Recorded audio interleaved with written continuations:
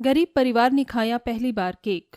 सुबह सुबह चांदनी की अमीर पड़ोसन पिंकी उनके घर आकर नाक पर हाथ रखकर कहती है, ओहो, कितनी स्मेल हो रही है।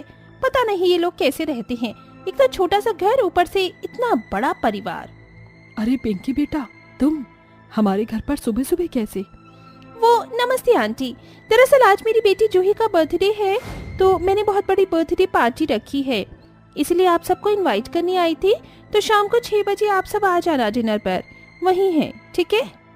अच्छा ठीक है बेटा, तुम इतना कहती हो तो हम आ जाएंगे, निश्चिंत रहो। पिंकी चली जाती है तो कांति के 2 पोते पोती राधिका और अर्जुन बात सुनकर कूदने लगते हैं। ओए बल्ले बल्ले, शावा शावा, शाम को जाएंगे पार्टी में। आज तो मजा आएगा। मैंने कभी नहीं देखा कि बर्थडे पार्टी कैसी होती है, और अच्छा अच्छा खाना भी मिलेगा। माँ ने तो हमारा जन्मदिन कभी मनाया ही नहीं। आज हमें पता चल जाएगा जन्मदिन कैसे मनाया जाता है। ये बच्चे भी ना, खैर हमारी ही गलती है, हमारे बच्चों को ये तक नहीं पता कि जन्मदिन कैसे मनाया जाता है। तो चिंता मत कर, कभी हम भी मना लेंगे। शाम को 6 बजते ही कांति का गरीब परिवार अमीर पड़ोसन के घर पर शानदार जन्मदिन पार्टी में पहुंच जाता है, जहां उसकी बहू, बेटे, दोनों पोते पोती, पति और छोटा बेटा और बेटी आते हैं। कुछ देर बाद पिंकी की 9 साल की बेटी जूही बहुत सुंदर सी ड्रेस पहन कर आती है और उसके सामने 3 मंजिल का बहुत बड़ा केक होता है, जिसे देखकर चांदनी के दोनों बच्चे अर्जुन और राधिका हैरान हो जाते हैं। माँ ये इतना बड़ा एक के ऊपर एक क्या रखा है? हाँ माँ, मुझे बताओ ना। अरे पटाखे से क्यों जला रखे हैं, और जूही इसका क्या करेगी? बेटा ये केक होता है जो जन्मदिन पर सारे बच्चे काटते हैं अपनी इच्छा मांगकर। ये बहुत सुंदर सुंदर होते हैं और अभी ये खाने को भी मिलेगा। तो हमारे जन्मदिन पर आपने पहले क्यों नहीं मनाया? आप तो हमारे लिए कभी केक नहीं लेकर आई। इतना बड़ा केक आप भी लेकर आओगी? अरे बेटा, हम बहुत गरीब हैं। इस बड़ी से बर्थडे पार्टी को देने के लिए तुम्हारे अंकल आंटी ने बहुत पैसा लगाया होगा, पर कोई बात नहीं, हम एक दिन जरूर तुम्हारा जन्मदिन मनाएंगे, चाहे छोटा सा ही सही। माँ मुझे भी केक काटना है, आप हमारा भी जन्मदिन मनाना ना। मुझे भी ऐसा ही चाहिए, मुझे भी ऐसा ही चाहिए। ओहो बच्चों, अभी जिद मत करो, जूही का केक कटने वाला है ना, वहाँ पर ध्यान दो, तमाशा मत करो यहाँ पर। तभी सभी लोग जूही के लिए तालियां बजाते हैं जहाँ वो केक काटती है। आओ बच्चों, जूही को अपनी माँ के बने हाथ के लड्डू तोहफे में दे दो और केक भी खा लेना। वो केक दे रही है सबको। ठीक है पापा। दोनों बच्चे बड़ी उत्सुकता के साथ जूही के पास केक लेने आते हैं।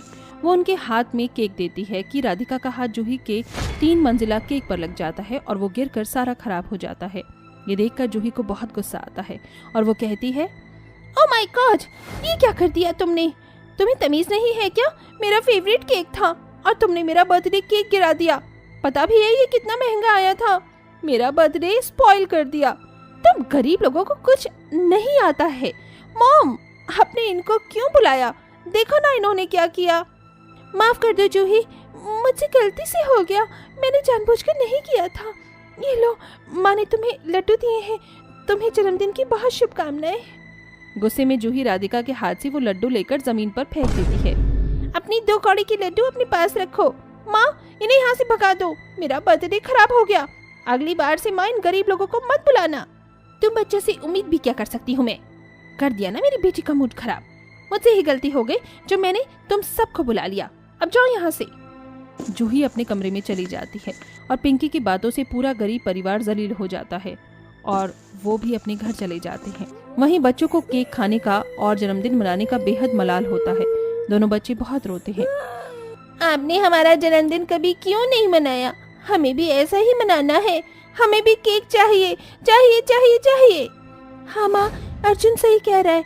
हमारी क्लास के सब लोग हमें गरीब गरीब बोलकर चिढ़ाते रहते हैं। हम इतने गरीब हैं कि हमने कभी केक भी नहीं खाया है। अच्छा परेशान मत हो, मैं तुम्हारा अच्छे से जन्मदिन मनाऊंगी अगले साल, ठीक है?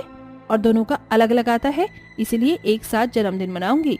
माँ जी, इसमें आप मेरा साथ देंगी ना? हाँ बहू। 5-6 महीने तक चांदनी उनके जन्मदिन की तैयारी करती है। पैसे जोड़कर थोड़े गुब्बारे और केक बनाने का सामान ले आती है और कुछ कपड़ों की कतरन ले आती है, जिन्हें सिलकर वो अपने दोनों बच्चों के कपड़े तैयार करती है। और एक दिन पूरा परिवार मिलकर बच्चों का जन्मदिन मनाने के लिए घर को सजाता है। चांदनी अपने हाथ से कुकर में केक बनाकर तैयार करती है। तभी उसका पति दोनों बच्चों के आंखों पर पट्टी बांधकर उन्हें लाता है। चलो बच्चों, आराम से चलो आगे। ऐसा क्या तोहफा दे रहे हैं आप हमें? अरे भूल गई तू, माँ और सब मिलकर हमारा जन्मदिन मना रहे हैं आज। अरे हाँ। चलो दोनों बच्चे अपनी पट्टी हटा लो। जैसे ही दोनों बच्चे आंखों से पट्टी हटाते हैं तो उन्हें बहुत अच्छी घर की सजावट देखने को मिलती है और उनके दादा दादी गुब्बारे को फोड़कर सब एक साथ कहते हैं, happy birthday to you, happy birthday to you. हमारे प्यारे बच्चों राधिका, अर्जुन। अरे वो कितनी अच्छी सजावट की है आप लोगों ने, आप सबने मिलकर की है। और हमारा केक तो देख कितना अच्छा बनाया है माँ ने, और तो इन कपड़ों में अच्छा लग रहा है। तो भी अच्छी लग रही है, माँ और दादी ने मिलकर हमारे कपड़े जो बनाए हैं। बच्चों अब जल्दी से अपना केक काटो, मुझे तुम्हारे जन्मदिन का केक खाना है। और ये देखो तुम्हारा तोहफा, कलर बॉक्स और ड्राइंग फाइल। वाओ, वैसे चाचू आप हमारे लिए क्या लाए हो? बेटा मैं कुछ लेकर नहीं आया हूँ, पर हाँ अगली बार ले आऊंगा। फिलहाल ये चॉकलेट रख लो। कोई बात नहीं, आप सबने मिलकर हमें ये तोहफा दिया, वही हमारे लिए काफी है, क्योंकि हमने तो कभी ना केक देखा था ना खाया था। ओहो बच्चों, अब केक भी काट के खिला दो। हाँ हाँ, रुको रुको दादी। फिर दोनों बच्चे एक साथ केक काटकर अपने घर वालों को खिलाते हैं और अपने घर में बने पहले जन्मदिन से बेहद खुश होते हैं। घर में सब कुछ खुश देखकर तीनों मर्द कहते हैं, हम इतने गरीब हैं और ना हमारे पास ढंग का काम है, जिसके चलते हमने अपने बच्चों को कभी जन्मदिन मनवाया ही नहीं। क्या करें पिताजी, हमारा काम ही ऐसा है।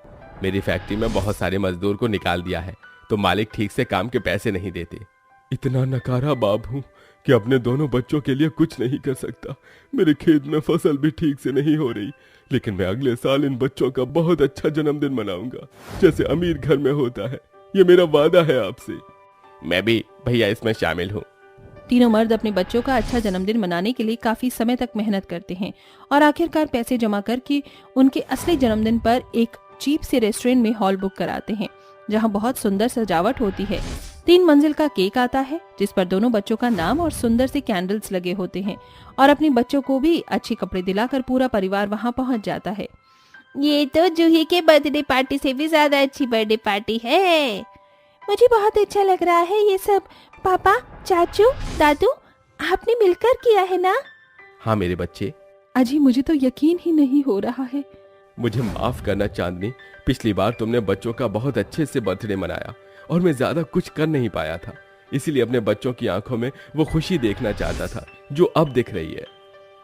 अरे अब खुशी के मौके पर दुख वाला चेहरा मत बनाओ। चलो चलो केक खिलाओ, बढ़िया केक लग रहा है, फल वाला। तो माँ ये फल वाला नहीं, फ्रूट केक बोलते हैं। खास ऑर्डर पर बनवाया है हमने। अच्छा अच्छा।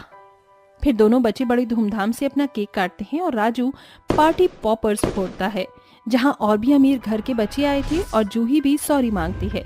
फिर सारे बच्चे मिलकर गेम्स खेलते हैं। इस तरह उन गरीब बच्चों का एक अमीर की तरह भी जन्मदिन बन जाता है, पर उनके लिए सबसे अच्छा और पहला जन्मदिन वही होता है जो उनकी माँ ने उनके लिए घर में मनाया था। इस तरह राजू और चांदनी के बच्चे खुशी खुशी रहने लगते हैं। दुर्गेश्वरी के 2 बच्चे थे, जिनमें से एक उसका बेटा था और एक बेटी थी, जो रंग से बहुत ज्यादा काली थी। लेकिन उसका बेटा मोहित बहुत सुंदर और गोरा था, और उसी के चलते उसके अंदर बहुत ज्यादा घमंड था। वहीं मोहित एक बहुत सुंदर लड़की से प्यार करता था, जिससे वो शादी करना चाहता था, जिसके लिए उसने अपनी माँ दुर्गेश्वरी को बताया। लेकिन दुर्गेश्वरी अपने बेटे की शादी एक अच्छे परिवार की लड़की यानी संस्कारी लड़की से करवाना चाहती थी। इसी के चलते वो अपनी पसंद की लड़की से मोहित की शादी करवा देती है। अपनी माँ की बात मानने के अलावा मोहित के पास और कोई चारा नहीं था। वो उसकी पसंद की लड़की से शादी करके उसे अपने साथ घर ले आता है, जहाँ उनका गृह प्रवेश होता है। आओ बहू, घर के अंदर आओ, तुम्हारे इस घर में स्वागत है। इतना लंबा घूंघट क्यों किया हुआ है? इसे ऊपर कर लो, तुम्हें गर्मी लग रही होगी। दुर्गेश्वरी के कहने पर उसकी बहू अपने घूंघट को ऊपर कर लेती है, जिसके बाद जैसे ही मोहित की नजर अपनी पत्नी के ऊपर पड़ती है, वो गुस्से से कहता है, क्या आपने तो मुझे कहा था कि जिसे आप शादी करवाओगे वो बहुत अच्छी होगी, लाखों में एक होगी।